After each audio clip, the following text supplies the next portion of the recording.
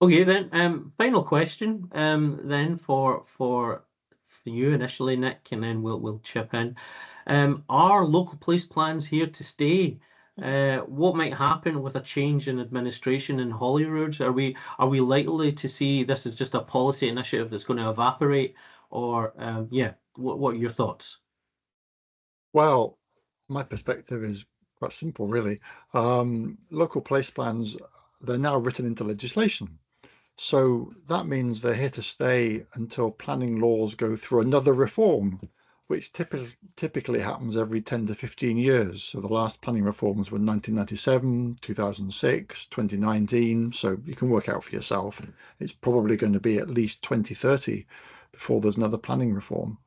There's been a lot of talk since the UK general election about, sorry, so the point is to change away from local place plans, it would need a new planning act. And my hunch is that's at least 10 years away. Sorry, at least 10 years from 2019. So it's at least 5 or 6 years away. There's been a lot of talk since the UK general election about reforming planning in England, but that wouldn't apply in Scotland because planning is a devolved matter.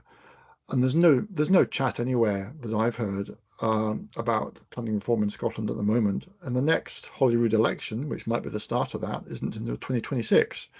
So when you think of all those dates I've just thrown at you, it looks like we've got local police plans on the statute books until at least the early 2030s. So a good few years yet. And practically speaking, this might sound a bit critical of the government, and it's not personal, but it's difficult to see there being less support to prepare and deliver local place plans from the government than what's on offer at the moment, because they're so constrained with the amount of funding they have to offer. So there is very little money around. I see local place plans as the new kid on the block in planning terms. They fit with the overall arc of more power to communities. I don't see the rug being pulled in the next 3, 4, 5 years at all, particularly because they're on the statute books.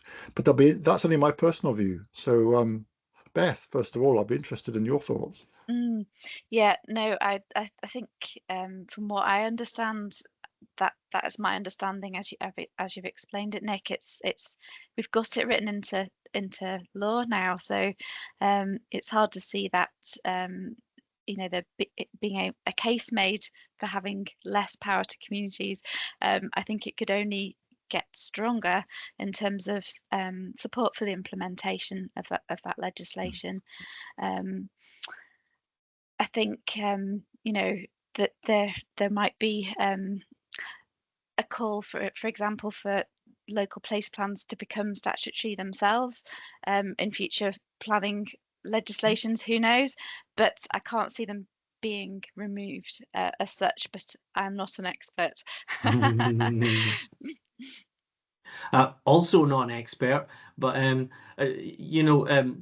there's cross-party support for empowered communities, and we've got the Community Empowerment Act, which reflects that, and within that act, you've got the asset transfers, you've got participation requests, you've got a whole load of new approaches which are about empowered communities. I see this as really an initiative to bring in planners and the local development plans into the whole agenda of empowered community. So I don't see it going anywhere with a change of administration, or with if we've still got the same administration, it may get stronger. We might see, as we've seen with other elements of the Community Empowerment Act, that the elements of the local police plans might need to be strengthened. Maybe there might need to be appeals processes. Maybe there might need to be more scope for the community to be involved in it and to question. But I don't see it disappearing. And again, but I'm no expert. Mm-hmm. And the other thing I've seen is it being local place plans being referred to in other plans. So, for example, in the south of Scotland, we're one of the regional land use pilot areas. So, and in our recently produced regional land use plan, it sort of builds on, in future we're going to be looking at registered local place plans in terms of land use, our plans for land use for the region, for the south of Scotland. So and there's strong links with land reform as well, I'd say. Especially the most recent land reform bill, which has a lot in it for rural areas, but not so much for urban areas. I can see that ability for a community to identify a piece of land or building which is of community significance as being a sort of a gap filler, possibly in what the land reform bill doesn't cover. So I think it has local place plans have really got a strong seat at the table, which is going to grow in importance from what I understand. Just as a follow-up to that, Nick, one of the main players in this will be planners. Do you think they're responding to the challenge, or will respond to the challenge more as it becomes more prevalent? Oh, definitely. I think I think there's an appetite. I mean, it's like any profession. There'll be some people who are supremely positive about this stuff, and then there'll be other people who are sort of a bit skeptical. And that's the same with any job, isn't it? But the overwhelming sense I get is that planners welcome it. They may be a bit nervous, some of them, about how are they going to make sure that their next round of local development plans really reflect the local place plans that are coming out. They'll have quite legitimate concerns about when they get local place plans for part of their local authority area, but not the rest of it. How do they equalize, if that's not quite the right word, but how do they cope with that imbalance? But I think it's welcomed as a thing. But as we were all saying earlier on, it'll be 2, 3, 4, 5 years before we really see the impacts flowing through into local development plans. So we need to give it a little bit of time. Yeah. Yes. Okay, we've come to that time. Thank you to both Beth and Nick for the contributions today.